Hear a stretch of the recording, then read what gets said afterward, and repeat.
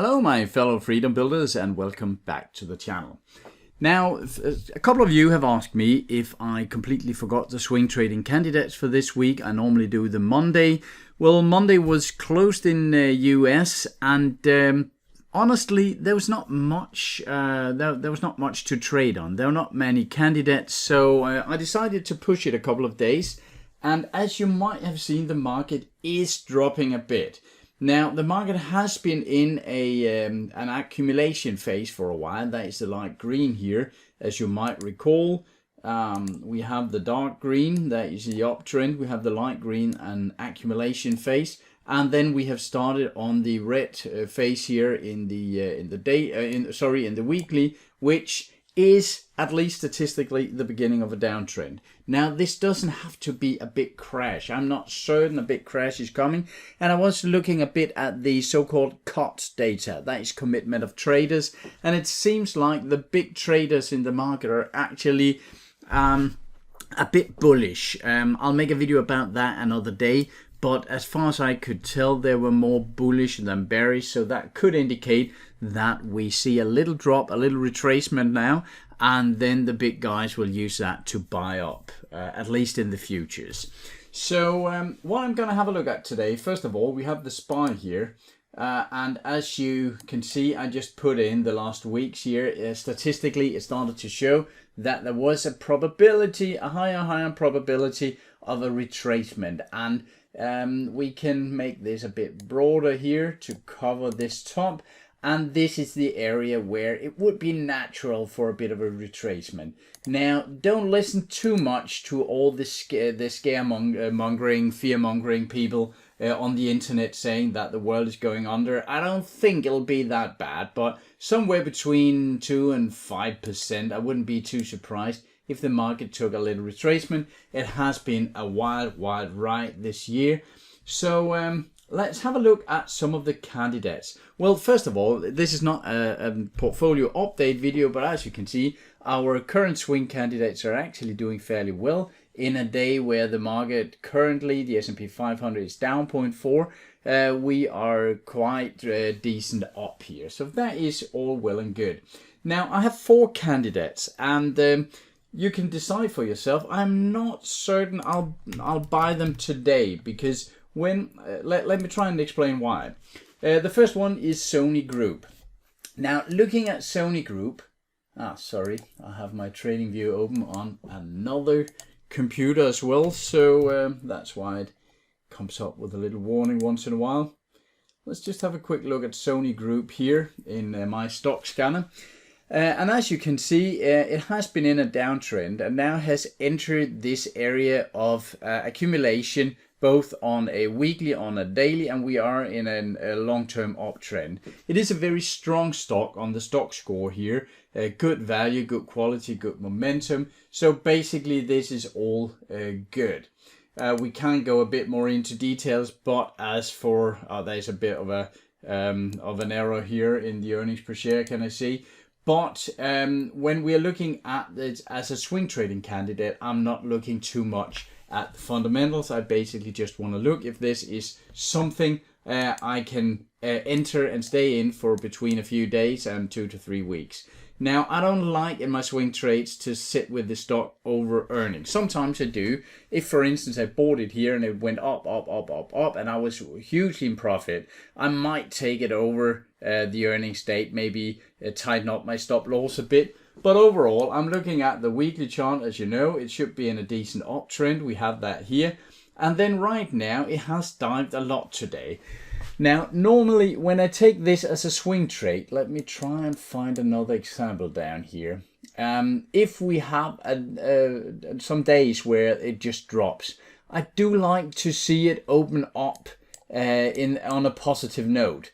Here, for instance, like a day like this, I probably wouldn't take it just before dividends, but on a day like this, I might buy it up here because you never know how strong the sellers are, and I do like to see a day where we just start on a positive note. So I would probably take it here if it was a buy signal. I haven't checked that, but that was just as an example. So for a swing trade, I might actually just wait until tomorrow or the day after to see if we can get a bit up here.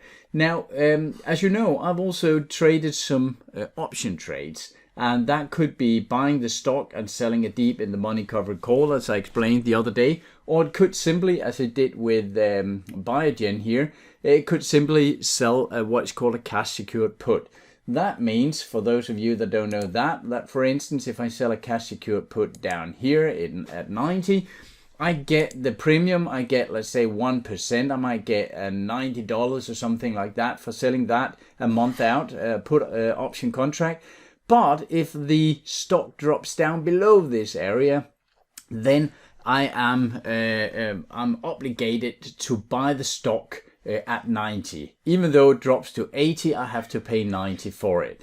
So what happens with these put contracts is that when the stock drops, the put options, when you buy a put options, now I'm selling it because I want the credit, I want the premium.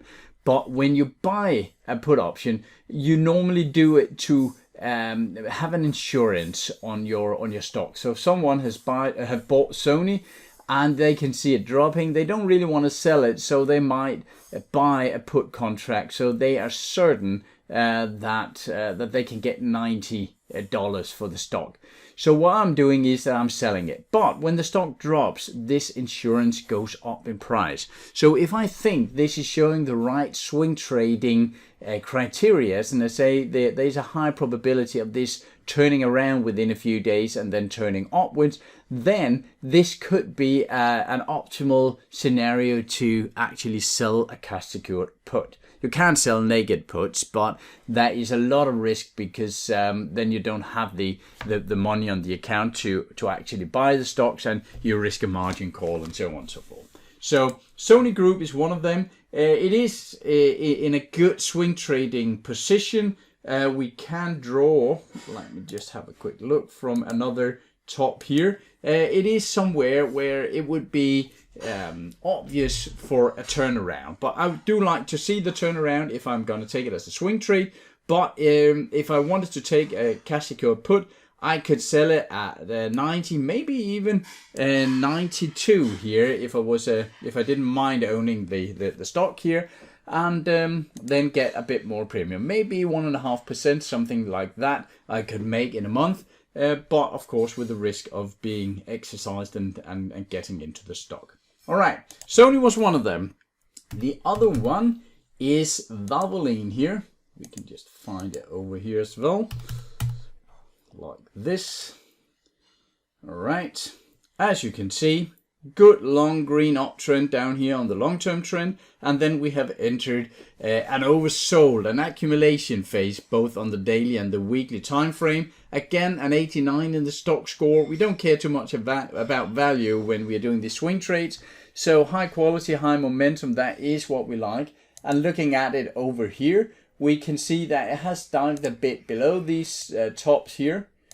Let's just have a quick look like this. But again, this is actually showing some of what I like to see. So this is a stock I might actually consider today or tomorrow, because this right now is making what is called a bullish engulfing pattern. And if it ends somewhere like this today and maybe opens up positively tomorrow, then I might just decide to go with something like Valvoline here. All right, next stock on the list is Garmin. And that is the last one for today. Garmin here, you all know Garmin, good uptrend, again in the light red, so it is in an accumulation phase statistically, saying that there's a good probability that it should turn upwards from here. 88 in stock score, that is not too bad. 96 in quality, 88 momentum. I will make a video in a short while about, around these stock scores here to educate a bit on how we calculate them. There's no secret sauce there. This is just to get a very quick glance on the quality. If we're looking at the Garmin over here, let's see, like this, you can see here that the trend is very intact. We can actually use a regression channel here. I mentioned that one before. There is what's called a regression line in the middle, and then two standard deviations to each side. And as you can see, it has dropped down. I know some swing traders that do like to see their swing trades coming from the lower part of the regression channel, so down here, so on. And we have dipped down to the lower half of the regression channel. It was a bit down today. Let's have a look at it here. A bit down here. It is still down, but it is as if the buyers have come in a bit. So I probably won't take it on this one. I will wait until tomorrow and see if it can open up a bit in the positive. So that is basically it. The market is red today, but as you can see, it's not always necessary to buy swing trades in an up market. But I actually do like. Oh, we can just have a quick look at SPY here. Here we go. I do like to see the my swing trades being entered when the stock market is down, starting an accumulation phase and starting to move upwards. There are some stats showing that somewhere around 60 to 80% of all stock movement in the market on the single stocks are actually highly correlated to the overall market. So when the market is going up, then there's a higher probability of the stock you pick is going up, that they're going up, and compared to in the market that drops, then it is a bit less likely. But as you can see, our swing trades are doing fairly well today, and I am thinking that the market should go down a couple of percent, and then I will definitely try to catch some more swing trading candidates. So that was Sony, it was Valvoline, it was Garmin. I hope that was a bit of inspiration to you, and as always, feel free to ask any questions below the video or on our Facebook site, Building Freedom. And there's also a link below the video where you can sign up so you get a mail when we open up the My Stock Scanner platform for public use. That's all for now. Take care of yourself and your money out there, and I'll talk to you again shortly. Bye.